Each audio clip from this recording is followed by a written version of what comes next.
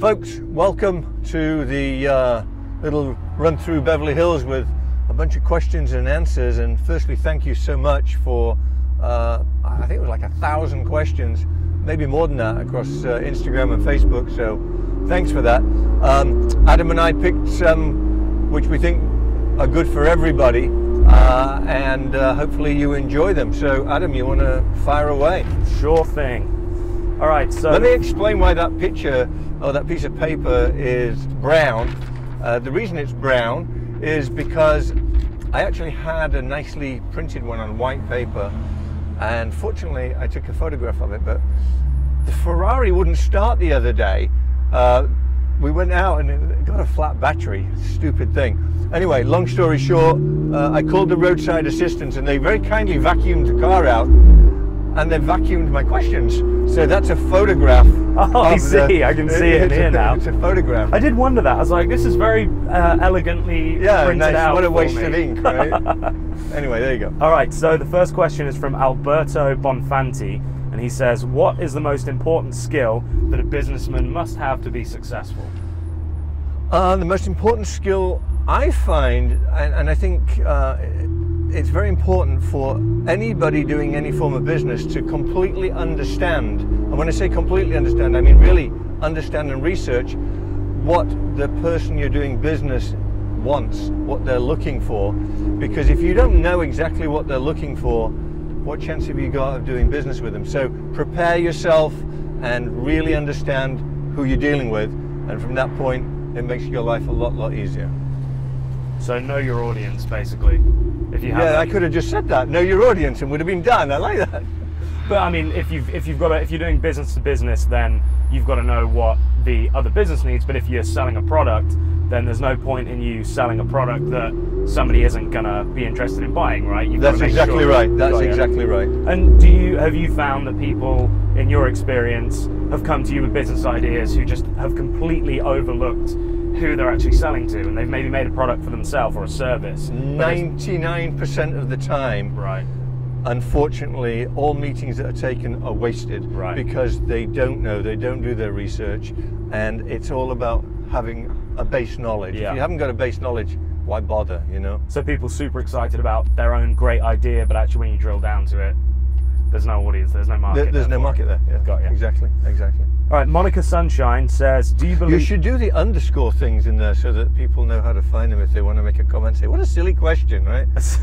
So Monica _ Sunshine, that's Monica with a K, says, do you believe in second chances, giving it to employers, friends, etc.? And how do you give a second chance? Wow. Do I believe in second chances? Well, the answer is yes. And on occasion, third chances. But it all depends on what it is that the person did. If somebody deliberately does something that's vindictive or inappropriate, then there's no second chance for me, because it's a deliberate attempt to sabotage or do something wrong. So I don't have tolerance for that. However, if somebody makes a mistake, I absolutely give them a second chance. I'll give them a third chance, because nobody going through life, including myself, does things without making mistakes. Right. And goodness, if I hadn't have got second chances, I don't think I'd be driving a Ferrari. Right. So yeah, how do I deal with it is the other part of the question, right? Yeah. So I speak to them, you know, I will call them and sit them down in my office and say, hey, you know, you messed up on this, and it's something we need to talk about. Let's see if we can avoid doing this in the future. And you go through everything, explain why they messed up or what the error was, and just move forward from there. Great. Do you give people second chances? Yeah, I do, but I have such limited tolerance for BS. Like I have a very select group of friends, and if people mess me around or show that they're not trustworthy or just don't, I'm a firm believer in surrounding yourself with good people. I think we've spoken about this before. There's actually a question here that comes to that soon. I'm glad you brought that up. We'll be able to talk about it. Oh, they literally, yeah, I see it right here. So yeah, I think that, yes, like you say, everybody makes mistakes, and if it's a genuine mistake and you feel as though that person is going to be able to redeem themselves and, you know, it wasn't them being vindictive, then of course. but equally, I just have nothing to do with people that are sort of poisonous and don't bring a positive energy. You learn from your mistakes. If you don't make mistakes, you'll never gain knowledge, because with a bit of luck, someone's going to point those mistakes out to you and say, hey guys, this is how you need to fix it. And that's the benefit of having good people around you. Absolutely. Sorry, carry on. Yeah. No, I mean, that's it. You've made my point. It's surround yourself with good people, then hopefully you don't have to give second chances. Right. And then, just be, practice a bit of humility if you are around people that do mess up, help them out. Cool. Okay, so arjun.van.dale, D-A-E-L-E, Dale? I don't know. Arjun Van Dale? Daily. Arjun Sorry Van about Daly. that. Yeah. Sorry, Arjun. Cool name. Yeah. He asks, who is your motivation? That's an easy one. Me. I get up every day and motivate myself. My goal is to better myself each and every day. And that's always been my goal throughout my life. It's not financially based, it's not anything based really. I just want to learn something, learn a new word, learn a new anything. So I motivate myself by doing that. That's what I want to do. Awesome. So this is the question that carries on from what we were just talking about. Flawless, L-E-I-S-S, says, how do I choose the people... Wait, I don't think they meant this. They said, how do I choose the people that surround you? So do they want to be your manager or like controller? No, I wrote that up. I typed that up actually. I tell a lie. I had my assistant type it up, and she probably phrased it. Okay. So it's how do you choose the people that surround you? Yeah. Sorry. Flawless. How do you choose the people that surround me? You. Very, very carefully. Not that carefully. Not that carefully. Well, one exception. Very carefully. I have this thing, somebody has to win my trust. I have to really like them. I have to believe that what they want to do in life is the right thing, right? Yeah. And based on all of those factors, I will allow somebody on a limited basis into my life. And as we evolve in a relationship, as you get to know each other, that's when, you become a better friend. And I mean, goodness, I hated you for the first couple of weeks. Absolutely hated each other. Yeah, you hated me. Yeah. Like we were throwing bricks at each other. Yeah, no, just kidding. But no, I think, you just do it very carefully and let people get closer and closer with time. Yeah. All right, so Graham Morgan 1 says, I believe Beverly Hills has an obscene level of property tax, which might be a key consideration when making a property purchase. Can you kindly explain to your international followers how this works and how much they pay? I was being honked at by the car behind. So Beverly Hills does have an obscene property tax. It's about 1.5% to 2% annually of the price of the property that you pay for it. So if you pay $5 million, you're paying $100,000 a year in property tax, approximately. And then there's all sorts of other taxes that the city put on you as well. Right. Your water tax, your electric tax, on top of your electric bill and your water, there are all sorts of crazy things. For example, I have a very big security system at my house, and I have to pay, I think it's like 5 different licenses. Really? Yeah. Police license, private security license, administration licenses for watching cameras, and it's just crazy. So it is expensive. And this is specific to Beverly Hills? I think it's everywhere on a limited basis, right. But I think Beverly Hills is much more than anywhere else because they provide much better coverage. Right, so, okay, so do you feel like the taxes, you're justified, or sorry, they're justified in charging the taxes they do, or do you think that they are extorting you somewhat because they know that there is the wealth here? I think people have a choice of where they want to live, right? Right. So when you go into buying a property in Beverly Hills, you know that it's going to be expensive. Right. So if you think that that's a challenge, then you shouldn't consider it. You're better off buying something that's close to Beverly Hills or somewhere completely different. But why put that noose around your neck? Because that money is something you can't claim and you're just paying it every year, Yeah. So that's one of the big things to take into consideration. But to me, it's worth every penny. Right, got you.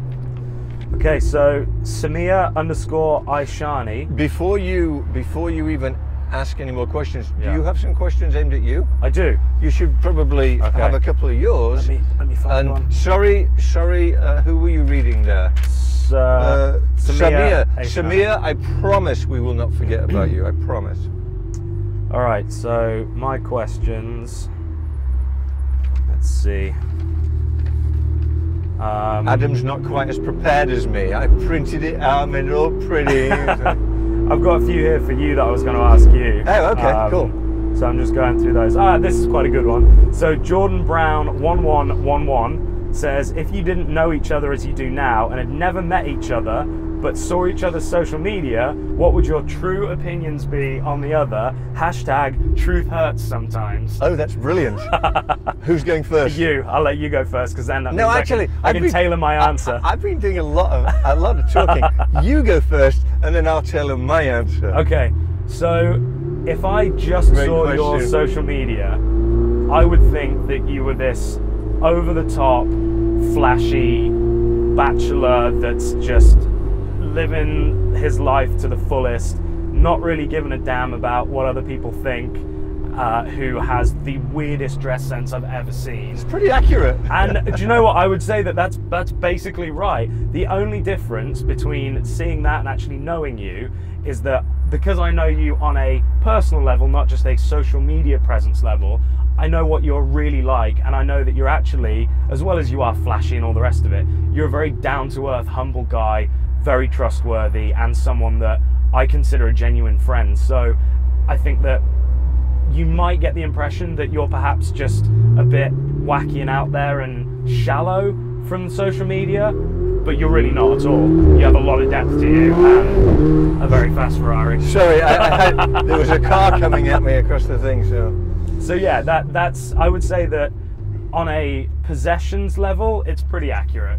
You do have these nice things, you are a very flashy guy, but what people miss out is your genuineness and your kind heart. So in order to just address that before I answer my part, okay. There's no prizes for being the richest guy in the cemetery, right? So I like crazy stuff, so I buy it. Yeah. I'm in a very fortunate and blessed position where I'm able to do it, so I do it. Rather than just stick it away, I give a lot to charity. I support all sorts of groups that need help, and I think I should spoil myself too. Of course. So now coming to your part, I would think you're a rowdy, drunk Englishman. No, that's not true. It's very difficult to judge somebody from social media. It really is, because all you see is a few pictures, right? Yeah, and you see the image that they're putting out. You don't necessarily see who they are personally. Correct. I would see you as a very fun guy that's an absolute motor enthusiast.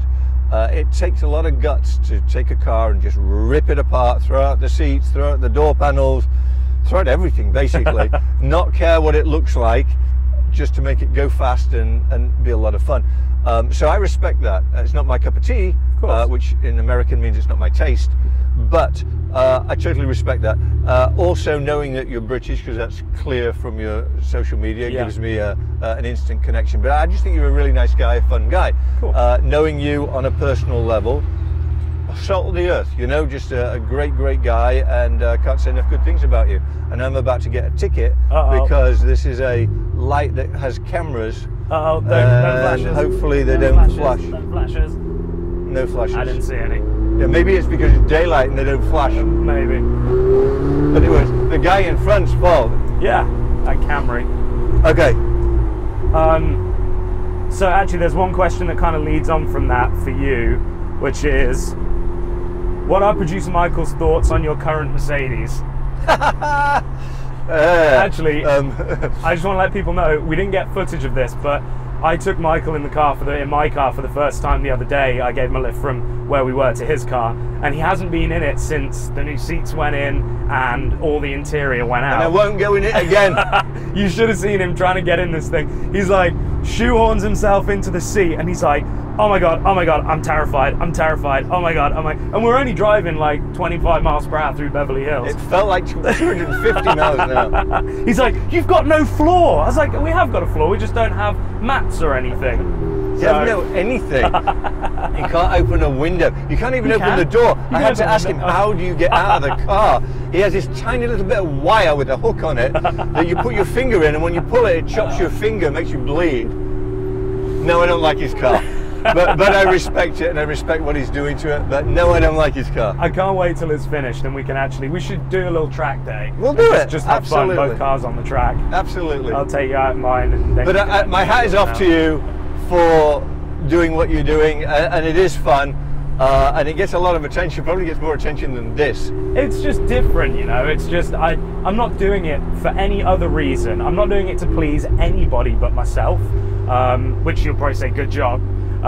But no, it's just something that I enjoy doing, and I've always said to people, like, do what you love, do what makes you happy, and as long as you're not hurting anybody else, well then, you know, more credit to you.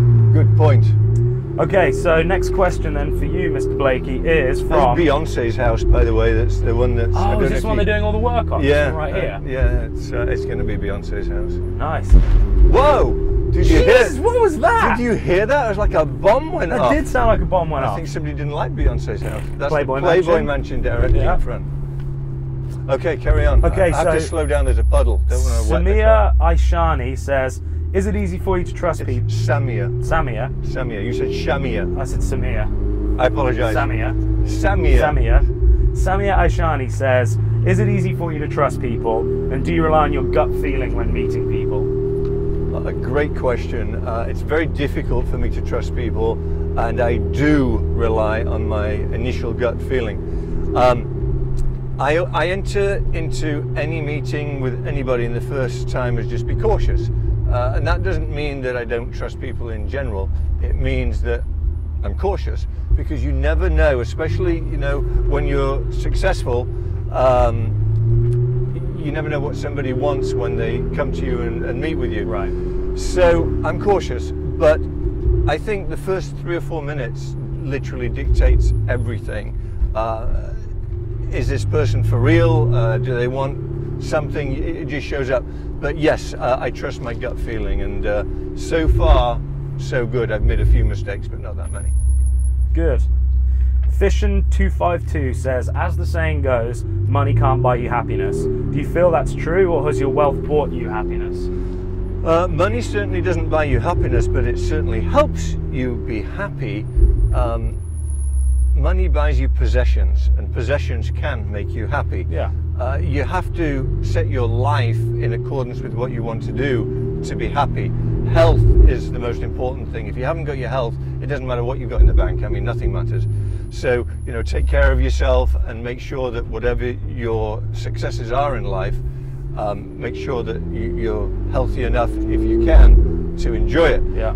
Money is a very nice thing to have, and it's a great medium to be able to be happy, because you can do things that without it you wouldn't be able to do.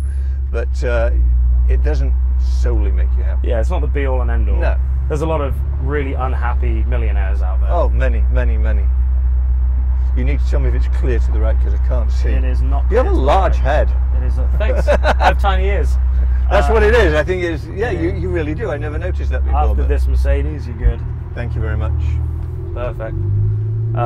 Oh, talking about possessions making you happy, I have a gift for you. You have a gift for I have me? a gift for you. Are you ready to receive the gift? I'm definitely ready to receive the gift. What's As the we're gift? at a stoplight. Oh my word. Oh, check this out. How's that? Where's the camera? This one. That is really, really nice. After you saw my Panthera and you said that you wanted one, I spoke to Roger, who's the CEO of Panthera, and he... That is so cool. Well, thank you, Roger. This is really, really cool. He also sent a really nice letter that I'll give to you when we get back Yes, to the please, car. and I will most definitely wear it. It's a very cool looking Beautiful, watch. isn't it? Beautiful watch. And you Beautiful can go scuba watch. diving in that. I really appreciate it. Thank you so much, and I will cherish that. Right, Thank you that. very much. I love the boxes they put them in as well. And I'm sure I'll wear it in a video, an upcoming video. The other thing as well, so if you guys are interested in Panthera watches, then if you go to panthera.com.au and use the code ProducerMichael, then Panthera will give you 25% off these watches. That's cool. So this one that I'm wearing right here, and the one that Michael now has, is about $500 US. And so if you go on there now, you will get whatever 25% off $500 US is. Amazing. That's that would be 100. Would it? Is that it? What did you say? 25%? 25% off 500. That's 100. There you go. So you get 25% is that right? off. No, 10% off would be 50. It would be. Look at me trying to do math here. $125. $125. Yes. So yeah, there you go. You get $125 off your purchase using the code Producer Michael, and we'll put a link in That's amazing. Thank you very, very much. Thank you. That's very, very kind. Okay. And now I also don't have to buy Adam a watch because this is a beautiful watch. There you go, because I have one. Yeah, so amazing. I got you a watch. How about that? Thank you. Thank you. And it doesn't have people having sex on it. I will retire this one. Perfect. Okay, so next question. Felix0305, he has 3 E's in his name, says, what motivates you to get up every day apart from your financial goals? I kind of answered that earlier, but I want to learn something every day, yeah. Right? And I want to better myself every day. Yeah. I think just by sitting back and accepting what you've got and knowing what you know is a sure way to just self-destruct. Mm-hmm. So for me, I want to learn something new every single day, and that's what motivates me. Don't want to be the smartest person in the world. Yeah, I do. I want to be the smartest. But Yeah, I don't really go. There's some real smart people out there. There's some real smart We couldn't people work out 25% 500, so I think we've got a long way to go. Well, we did. It just took a while. I never professed to be a math genius. Oh, I'm terrible at maths. That's why I take pretty pictures for a living. Okay, so KissCats89 damn, I went the wrong way. I have no idea where I am. Ouch. Good job you got that lip protector. Yeah, right. So KissCats89 says, do you believe in taking risks? Well, we are right now. We're going down a road where we have no idea where we're going. That is true. Do I believe in taking risks? Calculated risks. I believe that anybody that doesn't take a risk risks everything. You just have to take calculated risks. Never look at what you can make, ever. Look at what you can lose. Because if you can afford to lose whatever that is, and you think it's a good opportunity, go for it. That's right? great advice. Yeah. Because if you don't, I need to put it in the gear. If you don't have a go at something, you don't take that risk, you've got zero chance. Zero chance. So always give it a go. So the answer is an absolute yes. Yeah, very good advice. Do you know, I've never heard that before. I've heard of, don't bet what you're not willing. Pick away. Left. I've heard of don't bet what you're not willing to lose. Right. In gambling, but I've never thought about that in a business sense, because I guess you're always driven by what do you stand to gain. Well, if you look at an opportunity and you think, it's too dangerous, but the opportunity is really good, and the cost of accepting that opportunity is within the boundaries of being able to survive continually. If it goes wrong, then why wouldn't you do it? Right. Right? You've got to have a go at it, otherwise, you never go forward in life. Yeah, no, absolutely. Okay, Napalm. This is very beautiful where we are, by the way. It's like very beautiful. Sorry, carry on. Napalm 1000 says, amongst all the wealthy people you've met, Napalm 1000 says, amongst all the wealthy people you've met, who do you admire most, and who just stands out and shows outstanding class? That's a very interesting question. I'm just trying to determine which way to go. I go that way because I suppose going no outlet's not a good idea. I'm going to answer that. I've met many wealthy people, and many of the wealthy people have been fantastic. There's one that actually stands out that's a new acquaintance to me, and that is Jacob the jeweler. Why do I say that? I've recently become a very good customer of the Jacob brand. I've bought some very expensive watches, and I had the opportunity to meet Jacob. He invited me to his house for dinner. He took me out additionally for a meal after I made a purchase. Now, I've bought many expensive watches. This is, I don't know, $250,000 on my wrist. and I had to beg to buy it, and you don't get a thank you card, you don't get anything. In fact, Richard Mille is probably the most miserable company to buy a watch from. And I'll say that openly because I've told it to them. It's a horrible experience. They make it very difficult and it's no fun. Buying a watch from Jacob was probably one of the most fun things I've ever done. And the experience that went along with it was amazing. This is an incredibly successful man, very wealthy man, and he had no need to do what he did. He just went overboard, and he does it not just with me, with everybody that becomes a big customer for him. That's really something That's very, awesome. very, very special. That's very very cool. special. Yeah, I mean, customer service is huge, isn't it? And I think that you expect that the more money you spend on something, the better that customer service experience should be. But Agreed. obviously, it's not the case. AP, for example, AP, I've bought many APs, and I'm a big fan of the brand. They have actually taken me to Switzerland a couple of times. I've Really? toured the factories, all Wow. expenses paid, took incredibly good care of me. Other brands have done that too. Like I say, the only one that hasn't is Richard Mille, and that's horrible. And I'm wearing a Richard Mille, and that's okay. I like the watch, I just don't like the experience, and I don't think I'll be buying any more of them for that reason. But I do like the watch, it's a great watch. Yeah, yeah. Okay, this next question comes from Adam Swords, and it says, Michael, can you show everybody how fast the Ferrari is? Oh gosh, well the GoPros won't handle it. These suction cups might fly off. With the G-forces. I know, you didn't pick the best road to do this on. Well, but I'd be happy to do a little acceleration. We can cut and then come back at a point where... Let's do that. So we're just going to go into a private runway for a second. Yeah, we've just popped down to Mexico. Yes. Actually Germany, let's just... Yeah, we're in Germany right now. Yeah. Or should that be Reich now? Right. Yeah. See what I did there? Yeah, you should be a comedian. I should. Yeah. Maybe you could represent me. That watch looks really good. Thanks. Yeah. Really. And I guarantee you, Roger, you said? Roger? Yeah. Roger provides much better service than these people. Oh, I'll tell you what, Roger's great. I mean, I've emailed back and forth with him. Like I said, I'll give you that letter. He wrote you a letter, and it's super nice guy. So like I said in the last video, they're all handmade in Sydney, and actually they've just opened a new factory in Switzerland. Maybe Roger will do an all-expensive trip to Sydney, Australia. Yeah, Roger. Roger, where are you? Yeah, fly us out there and let us do, or Switzerland. We can do a tour of their new factory in Switzerland, because they make this really nice. It's a more traditional looking piece, but it's a really nice Swiss-made one, and it's got like sub-dials on it, and it's really super fancy looking. Yeah, yeah. This one definitely suits my style, but I think you would really like the. It really looks great. Yeah. I mean, it really, really does look great. All right, ready? Well, I don't know if I'm allowed to do this. It's like go.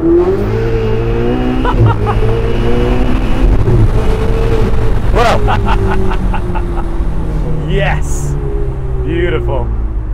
Is that with traction control on? That's just in race mode, and no, it's in very light traction control. Okay. Yeah. Beautiful. Yeah, I felt the back end. We never went over 30 miles an hour. No, that was the quickest 0-ish to 30 I've ever done. Yeah, no, they are. They're very fast, aren't they? It's pretty fast. Yeah, pretty quick. Fastest car in the world, I've heard. You know, I just think a wise man once told me that. It's an all-round great car. Yeah. This is not one of those cars that professes to have air coming through the headlights or some crazy weird vortex where you put your hand down the seat to move it and it chops your fingers off. This is just a simple car that goes very fast, that's incredibly reliable. They're lovely to be inside. Unless it gets a flat battery like it did the other day. Yeah. But that was my fault. I never drive this. No, I mean, they're a great daily, aren't they? It's fantastic. You know, you could drive this car every day. Yeah. So, yeah, I hope you enjoyed this. We had a little trip around Beverly Hills, Bel Air. See, we've got nice roads now. We're back in Beverly Hills. It's very different, isn't it? It is. So that's one of the reasons that we pay more in taxes, because they take care of everything. This is communal ground. It's all beautiful out here. Am I on the right road? Yes. So nobody takes care of these trees except the city, and the grass, and everything is always perfect. We pay for that in our property taxes. Right. I think it's worth it. Anyway, hit that subscribe button, hit the bell, Let's all be in it to win it, and we'll see you soon.